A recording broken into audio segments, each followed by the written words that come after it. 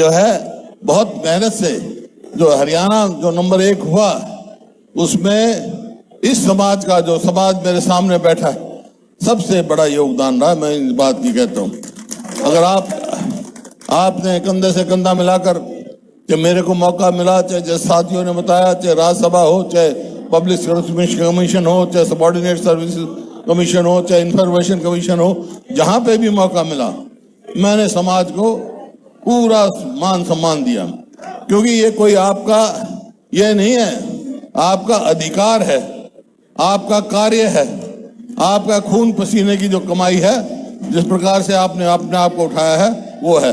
मैं तो इस बात में कोई संकोच नहीं करता। जब ये आप समाज आया यहाँ, हमारा समाज पिछड़ा हुआ था, आपने बहुत कुछ सिखाया है, यहाँ के समाज को बहुत कुछ सिखाया है, बहुत आगे बढ़ाया है। इस बात के लिए मैं आपका धन्यवाद हूँ।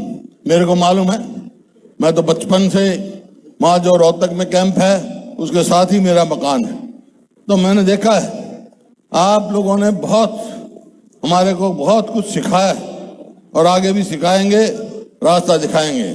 भाई आज मदन लाल ढींगरा जी की बात है, उनको तो मैं नमन करता ही हूँ, और इसी वजह से 13 सेक्टर में मैंने उनका स्टैचू बनाया था, क्योंकि वो पहले वो है जो देश की आज़ादी की लड़ाई शुरू करी, जिन्होंने देश में जज्बा भरा संघर्ष का। लेकिन मेरे को पता लगा जब यहीं से विधायक और मुख्यमंत्री मनोहर लाल खट्टर जी उस स्टैच्यू को इंद्री ले गए, कभी ऐसा नहीं सुना। आपको पता होगा, ठीक है ना ये बात। मैंने कल्पना चावला जी के नाम से, हमारे को गर्व है हमारी बेटी पर, उनके नाम से मेडिकल कॉलेज बनाया। तो ये सरकार आई, इन्होंने यूनिवर्सिटी बनाने की बात की तो नाम बदल दिया। मैंने कहा ये नहीं बदलना चाहिए था नाम जिसका भी आप रखो, उस जिसका आप मान सम्मान करना चाहते हो, और कोई संस्था बना दो उनके नाम, लेकिन कल्पना चावला का नाम नहीं बदलना चाहिए था। तो ये आपके सामने है भाई, ये तो खुद आप देखो कि आपके समाज की इज्जत कौन करता है, किसने की। मैं तो जहां तक मेरा सवाल है, मैं एक बात कह के जा रहा हूं, कांग्रेस की सरकार आएगी तो सबसे पहला हमारा काम होगा विस्थापित समाज के वेलफेयर बोर्ड बनाने का काम होगा, ताकि हमारा वेलफेयर हो, जो किसी की कठिनाई है वो दूर हो, और आप में से ही जो आप सब यहाँ नेता हैं उनमें से ही उसका चेयरमैन बनाएंगे, ताकि आपकी तकलीफ दुख तकलीफ लेकर आगे चले। और भी जो समाज की कठिनाइयां हैं दिखते हैं, मेरे को मालूम है रीसेटलमेंट हुआ, बहुत सारे लोगों को मिला, बहुत सारे लोग रह भी गए, तो सबका ठीक तरह से रीसेटलमेंट हो, उसके लिए वेलफेयर बोर्ड हम बनाएंगे, ताकि हमारा समाज जिसका इस आज के हरियाणा बनाने में, निर्माण करने में बहुत बड़ा सहयोग है, उसका हम पूरा मान सम्मान करें। कांग्रेस की सरकार आएगी तो समाज को पूरा मान सम्मान और उचित स्थान मिलेगा, ताकि हम आगे बढ़े हर चीज में।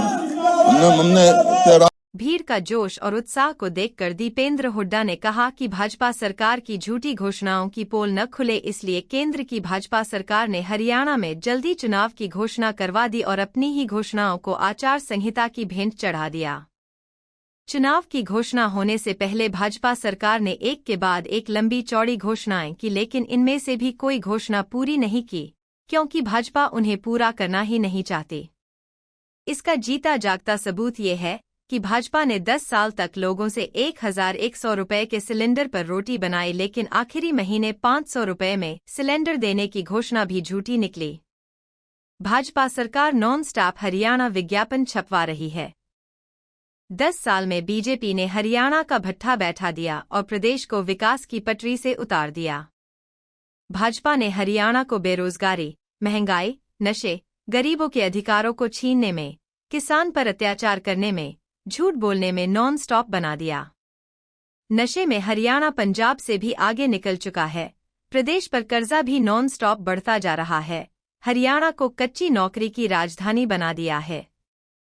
भाजपा राज में हरियाणा के विकास और गरीबों की योजनाओं पर फुल स्टॉप लग गया।